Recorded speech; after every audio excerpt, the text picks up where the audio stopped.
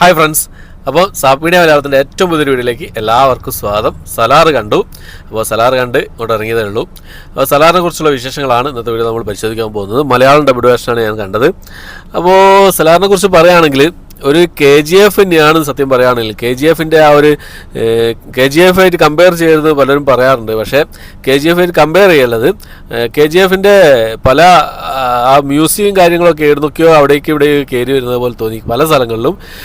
പിന്നെ ആ ഒരു മേക്കിംഗ്, പ്രശാന്ത് നീലിൻ്റെ ആ ഒരു മേക്കിംഗ് സ്റ്റൈൽ ഉണ്ടല്ലോ, മേക്കിംഗ് സ്റ്റൈൽ, ആ ഒരു സ്റ്റൈല് നല്ല രസമുണ്ടായിരുന്നു. ആ ഒരു സ്റ്റോറി ടെല്ലിങ്ങും അതുപോലെ തന്നെ ആ ഒരു മേക്കിംഗ്, ആ ഒരു പെട്ടെന്ന് എല്ലാം പെട്ടെന്ന് ആ പോകുന്ന ആ ഒരു സംഭവം ഉണ്ടല്ലോ, ഭയങ്കര സ്പീഡായിട്ട് പോകുന്ന ആ സംഭവം, അത് ഭയങ്കര സംഭവമായിട്ട് തോന്നി, ഭയങ്കര രസമുണ്ടായിരുന്നു. അത്രയേ ഉള്ളൂ സിനിമയെക്കുറിച്ച്. പിന്നെ ആക്ഷൻ രംഗങ്ങൾ, പിന്നെ വന്ന ആക്ഷൻ രംഗങ്ങൾ, ആക്ഷൻ സീനുകൾ കുറച്ചേ ഉള്ളൂ എന്ന് എനിക്ക് തോന്നുന്നത്. ഇൻട്രോയിലൊരു ആക്ഷൻ സീൻ ഉണ്ട്, ഇൻട്രോയിലെ തൊട്ട് മുമ്പേ ആയിട്ടൊരു ആക്ഷൻ സീൻ ഉണ്ട്. പിന്നെ ഉള്ളത് ക്ലൈമാക്സിലും ആകെ 4 ആക്ഷൻ സീനുകളാണ് തോന്നുന്നു ഇതിനകത്തുള്ളത്. എൻ്റെ ഒരു ഓർമ്മ ശരിയാണ്, 4 ആക്ഷൻ സീനുകളാണുള്ളത്. അപ്പോൾ ആക്ഷനൊക്കെ നല്ല രസമുണ്ടായിരുന്നു. നല്ല രസം എന്ന് പറഞ്ഞാൽ നല്ല രീതിയിൽ ചെയ്ത് വെച്ചിട്ടുണ്ട്. നല്ല വയലൻസ്, നല്ല ചോര തെറിക്കുന്ന സംഭവങ്ങളൊക്കെ ആയിട്ട്. പൃഥ്വിരാജിൻ്റെ കാര്യം പറയേണ്ടത്, പൃഥ്വിരാജ് ഒരു സൈലൻ്റ് ആയിട്ടായിരുന്നു, പക്ഷേ ക്ലൈമാക്സിൽ പൊളിച്ചടുക്കിയിട്ടുണ്ട്. അത്രയേ ഉള്ളൂ സിനിമയെക്കുറിച്ച് പോസിറ്റീവായിട്ട് പറയാനുള്ള. എനിക്ക് അത്രയേ ഉള്ളൂ. ഇത് ശരിക്കും പറയുകയാണെങ്കിൽ സിനിമ 3 മണിക്കൂർ എടുത്തിട്ടുണ്ട് സിനിമയുടെ ദൈർഘ്യം വരുന്നത്. അങ്ങനെ വലിച്ചു നീട്ടി റബ്ബർ ബാൻഡ് പോലെ അങ്ങനെ വലിച്ചു നീട്ടി കൊണ്ടുപോവുക. ഇത് എപ്പം പൊട്ട് ഈ റബ്ബർ ബാൻഡ് വലിച്ചു കൊണ്ടുപോകുന്ന സമയത്ത് എപ്പം പൊട്ട് എന്നുള്ള രീതിയിലാണ് നിൽക്കുന്നത് പിന്നെ തിയേറ്ററിലെല്ലാവരും. പിന്നെ ഓരോ ചില അവരുടെ ഫ്രണ്ട്ഷിപ്പാണ് പറയുന്ന സംഭവം. സ്റ്റോറി ഒന്നും ഞാൻ പറയാൻ പോകുന്നില്ല. അവരുടെ ഫ്രണ്ട്ഷിപ്പാണ് പറയുന്നത്. പക്ഷേ ആ ഫ്രണ്ട്ഷിപ്പ് നമുക്ക് കണക്റ്റ് ആക്കാനും കൂടെ പറ്റുന്നില്ല എന്നുള്ളതാണ്. ആ കണക്റ്റ് ആയാലേ നമുക്ക് ആ എന്താ പറയുക, അതിൽ സിനിമ പറയുന്ന ആ സ്റ്റോറി നമുക്ക് കണക്റ്റ് ആയാലല്ലേ നമുക്ക് ആ ഒരു എൻജോയ് ചെയ്യാൻ പറ്റുള്ളൂ. അത് കണക്റ്റ് ആവുന്നില്ല എന്നുള്ളതാണ് ഒരു സത്യാവസ്ഥ എന്ന് പറയുന്നത്. ചില ഡയലോഗുകളൊക്കെ വളരെ കോമഡി ആയി തോന്നി. ചില സെൻറ്റിയായിട്ട് വരുന്ന ചില ഡയലോഗുകളൊക്കെ ഉണ്ട്. അതൊക്കെ തിയേറ്ററിലിരുന്ന് ചിരിക്കുകയാണ് ഓരോരുത്തർ. അപ്പോൾ അങ്ങനെ കുറേ കാര്യങ്ങളുണ്ട്. പിന്നെ സോങ്, പിന്നെ വലിയ സംഭവമായിട്ടുള്ള സോങ്സും കാര്യങ്ങളൊന്നും ഇല്ല. രസമുണ്ടായിരുന്നു, അത്രയും പറയാൻ പറ്റുള്ളൂ. പിന്നെ ബാക്ക്ഗ്രൗണ്ട് മ്യൂസിക്, ഞാൻ പറഞ്ഞല്ലോ, ബാക്ക്ഗ്രൗണ്ട് മ്യൂസിക് പല സ്ഥലത്തും KGF കയറി വരുന്ന പോലെ തോന്നി. അത്രയേ ഉള്ളൂ. പിന്നെ ഭയങ്കര കൺഫ്യൂസിങ് ആയിരുന്നു ഈ ഒരു പിന്നെ സ്റ്റോറി. ആ ഒരു സ്റ്റോറി എന്ന് പറയുന്നത് ഭയങ്കര ഹ്യൂജ് ആയിട്ടുള്ളൊരു സ്റ്റോറി ലൈനാണ് സംഭവം. അതിൻ്റെ ഭയങ്കര കൺഫ്യൂസിങ് ആയിരുന്നു ഓരോ സ്റ്റോറി. ആ സ്റ്റോറിയിൽ പറയുന്ന ഓരോ പേരുകൾ, സ്ഥലത്തിൻ്റെ പേരുകൾ, ഓരോരുത്തരുടെ പേരുകൾ, അങ്ങനെ കുറേ കാര്യങ്ങൾ പറയുന്നുണ്ട്. ഭയങ്കര കൺഫ്യൂസിങ് ആയി തോന്നി എനിക്ക്. എല്ലാവരും എങ്ങനെയാണെന്ന് അറിയില്ല, ഭയങ്കര കൺഫ്യൂസിങ് ആയി തോന്നി.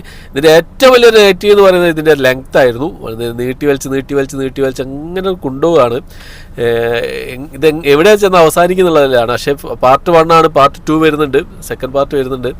അപ്പോൾ ഇതിൽ സർപ്രൈസ് എലമെൻറ്റ്സ് എന്തെങ്കിലും ഉണ്ടോ എന്ന് ചോദിച്ചു കഴിഞ്ഞാൽ സർപ്രൈസ് ആയിട്ട് പ്രത്യേകിച്ചൊന്നുമില്ല. അതിൽ ഫസ്റ്റ് തന്നെ യാഷിന് ഒരു താങ്ക്സ് ഒക്കെ പറയുന്നുണ്ട് പിന്നെ ടൈറ്റിൽ എഴുതി കാണിക്കുന്ന സമയത്ത്. നമ്മൾ വിചാരിച്ചു യാഷിൻ്റെ എന്തെങ്കിലും ഒരു ക്യാമിയോ അങ്ങനെ എന്തെങ്കിലും ഉണ്ടാവുമെന്ന് വിചാരിച്ചു. പക്ഷേ ഒന്നുമില്ല. അതൊന്നും പ്രതീക്ഷ ആരും പോകണ്ട.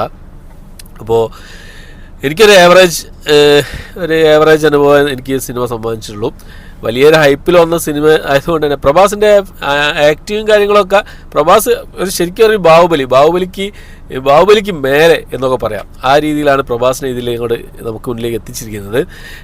പിന്നെ ഒരു 100 ആൾ വന്നാലും ഒറ്റയാനായിട്ട് നിൽക്കുന്ന ആ ഒരു ഗെറ്റപ്പ് തന്നെയാണ്. ആ ഒരു ഗെറ്റപ്പും കാര്യങ്ങളൊക്കെ അടിപൊളി തന്നെയാണ്. പ്രഭാസിനെ കൊണ്ടേ സാധിക്കുള്ളൂ എന്നുള്ള ഈ ഒരു സിനിമ തെളിയിച്ചിട്ടുണ്ട്. അങ്ങനത്തെ കാര്യങ്ങളൊക്കെ ഓക്കെയാണ്.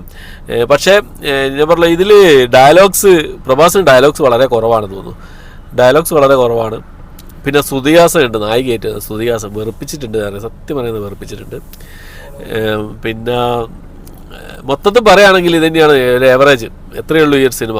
വലിയൊരു ക്യാൻവാസിൽ വന്ന സിനിമയാണെങ്കിലും അതിന് മാത്രമുള്ള സംഭവം, ഒരു ഔട്ട്പുട്ടും കാര്യങ്ങളൊന്നും നമുക്ക് ഈ സിനിമയിൽ നിന്ന് കിട്ടിയിട്ടില്ല എന്നുള്ളതാണ്. പിന്നെ സിനിമ കഴിഞ്ഞ് കുറേ പേര് കൊടുത്ത് കഴിയുന്നവരെ കാത്തിരുന്ന് നോക്കി എന്തെങ്കിലും ഒരു എൻഡ് ക്രെഡിറ്റ് സീനോ എന്തെങ്കിലും ഉണ്ടോ എന്നുള്ളത്. പക്ഷേ അതൊന്നുമില്ല. അതൊന്നും പ്രതീക്ഷ ആരും കാത്തിരിക്കേണ്ട. സിനിമ കഴിഞ്ഞ് ഇറങ്ങിപ്പോരാ.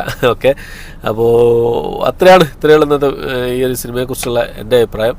നിങ്ങളാരും സിനിമ കണ്ടിട്ടുണ്ടെങ്കിൽ നിങ്ങളുടെ അഭിപ്രായം കമൻറ്റ് ബോക്സിൽ രേഖപ്പെടുത്താൻ ശ്രമിക്കുക.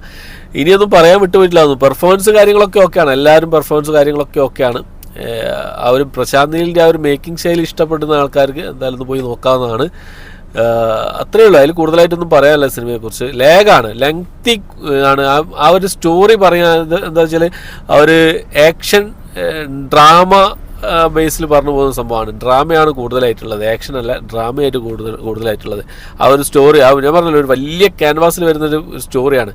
അതൊരു ഇതിലേക്ക് അങ്ങോട്ട് പിന്നെ ചുരുക്കി കൊണ്ടുവരാൻ കുറച്ച് പാടുപെട്ടിട്ടുണ്ടെന്നുള്ളതാണ്.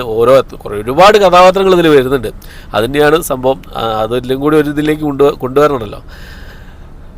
അത്രയേ ഉള്ളൂ. ഇനി നിങ്ങളുടെ അഭിപ്രായം നിങ്ങൾ കമൻറ്റ് ബോക്സിൽ രേഖപ്പെടുത്താൻ ശ്രമിക്കാം. ഓക്കെ, അപ്പോൾ ഇത്രയാണ് ഇന്നത്തെ വീഡിയോ. എൻ്റെ വീഡിയോ ഇഷ്ടപ്പെട്ടെങ്കിൽ ലൈക്ക് ചെയ്യാൻ, ഷെയർ ചെയ്യാൻ, സബ്സ്ക്രൈബ് ചെയ്യാൻ മറക്കാതിരിക്കുക. പുതിയൊരു വീഡിയോ ആയിട്ട് വരുന്നതായിരിക്കും. ബൈ.